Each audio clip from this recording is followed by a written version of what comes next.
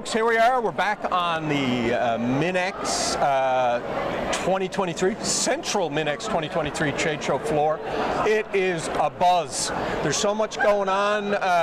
They're trying to keep up to their schedule. I've been at a lot of trade shows. There's a lot of people here, and they've got students coming through. But enough of that. We have someone here with us right now that I'm very interested in. In fact, I've been trying to get an interview with Darin for quite a while. He's the CEO of Trades NL. So Darin, could you go ahead and just introduce yourself? Sure, yeah. Well, first of all, thanks for the opportunity. It's certainly great to be here, and I would echo your comments that everything is just buzzing here today. There's no doubt about it. The enthusiasm and excitement for the industry is tremendous. So yeah, Darin King, I'm CEO with Trades NL. I'm in my 8th year there, believe it or not. Wow. Long time, yeah. And before that, I did a little more than 8 years in provincial politics. Served in the district of Grand Bank, and I was a cabinet minister. And before that, I did 18 years in education. Finished off as CEO of Eastern School District. So I've had an interesting journey to get me to where I am, and I wouldn't trade any minute of it. No kidding, that is an interesting journey. Let me ask you this: how does your current role compare to everything that you've done to date? You're certainly well prepared for this role. Yeah. So the current role is a combination really of a lot of stuff I did before. There was a lot of small p politics in every job I had. When I go back to my days in education, when I was a CEO, you're dealing with the public on a regular basis. The small p politics of that. So you learn develop a lot of skills, and you learn a lot of things that are important. Then when I went into provincial government, of course, you're just into big pool then of politics. Yeah. And so a lot of the experiences I've had, I think, have prepared me well for this role. There's politics with this role, but there's a lot of labor relations, negotiations, public speaking, and public engagement and government relations, all of which I've been fortunate enough to acquire experiences in over the last 25 years. So yeah, all of those roles I think has really helped me be prepared for what I'm doing today. Well, it's interesting, I've been in some senior roles in the media business, and everything you outlined are some of the most challenging parts of any senior management role. So it's not easy doing what you're doing. Yeah. I think before we started recording, I told you I'm extremely excited to talk with you because we've been in many places, but Stephenville, Argentia, everyone is telling us, and here today, there's more and more and more requirement for boots on the ground.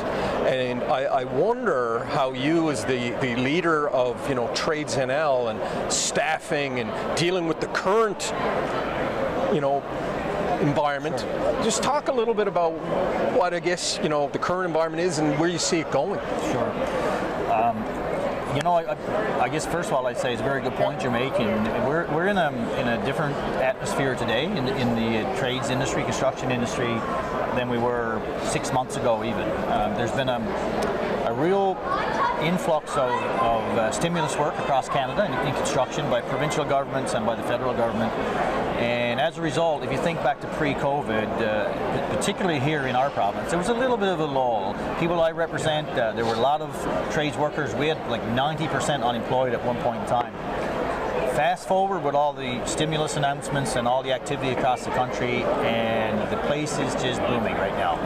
We've got workers everywhere from Kitimat, BC, up to Ottawa, to the Gordie Howe Bridge, right here to Argentia, and all points in between. So, to your point, one of the things that we're starting to see, particularly with buzz like here today on the mining projects, and then the wind hydrogen that's being talked about, is that we need a focus right now on recruitment and retention.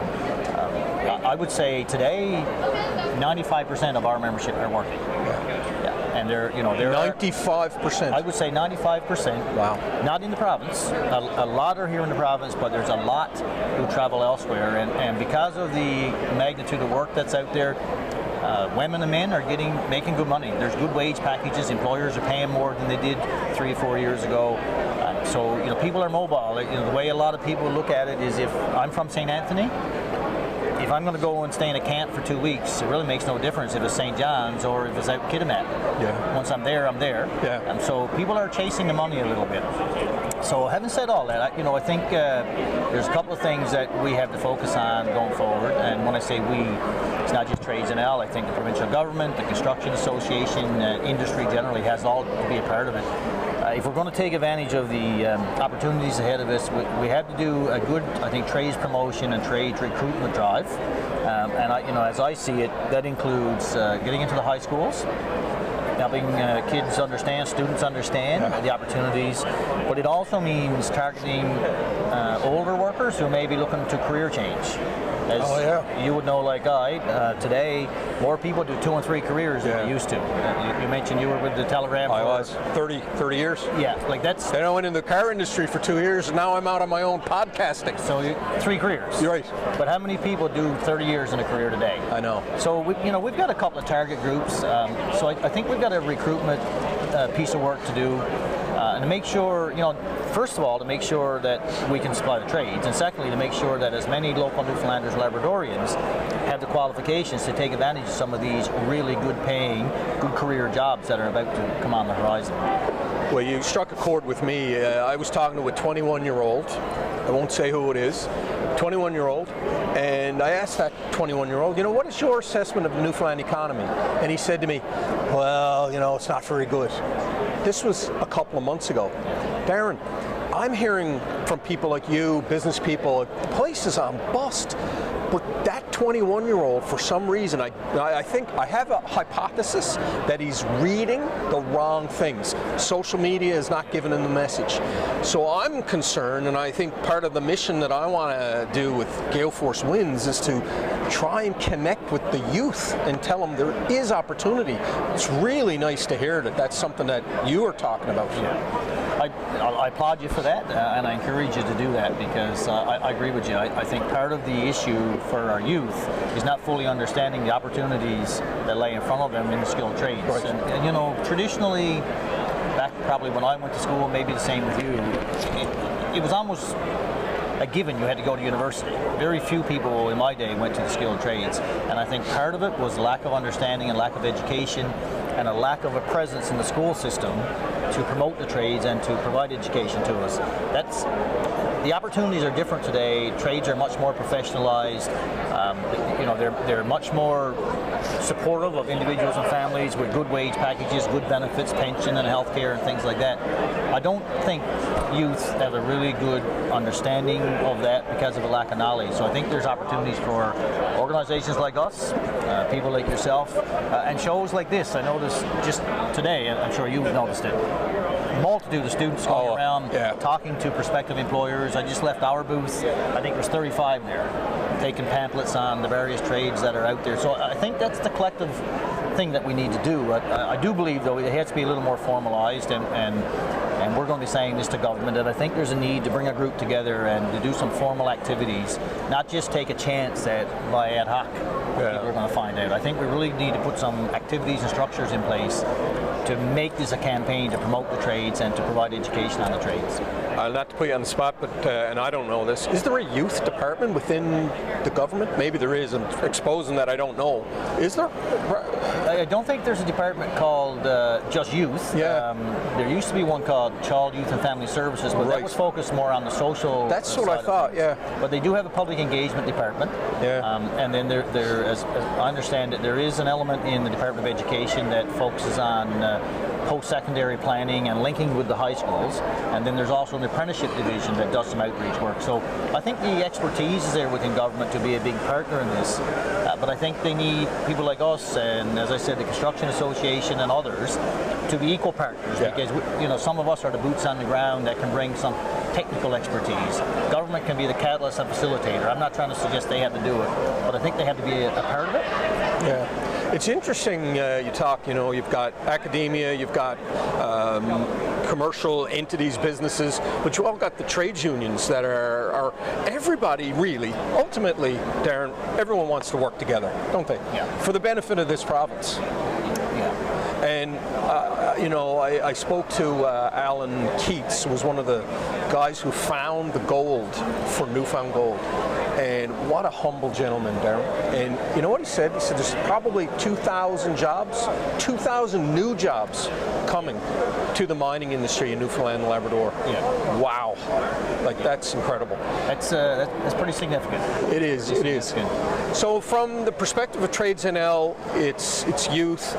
Training, I would imagine, is a big piece of what you do. Yeah. Yeah? Yeah. So for us, not to cut you off, sorry. no, that's okay.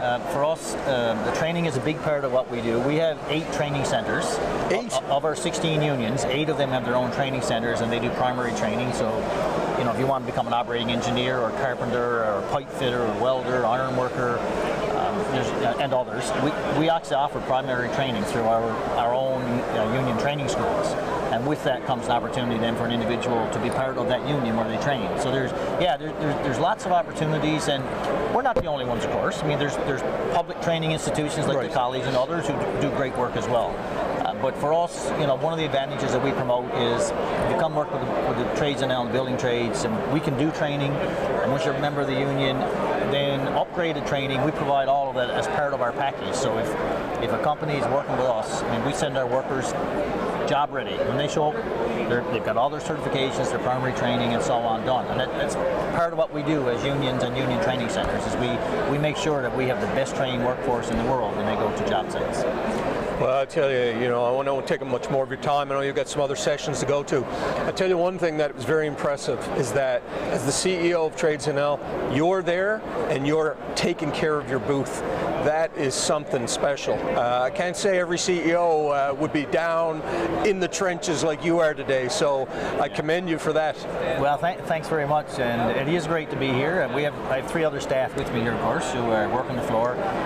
But it's great to be here, and it's energetic. And the other thing I will say, go back to the point you made earlier. One of the things I find with the mining sector is, to your point, the majority of leaders in this room in the mining sector are women and men who were out panning for the minerals and doing the work and work themselves up through, which is different than some other industries. These are boots on the ground women and men here, and it's really good to be a part of this group who's got such a passion and a love for the industry that they're working in.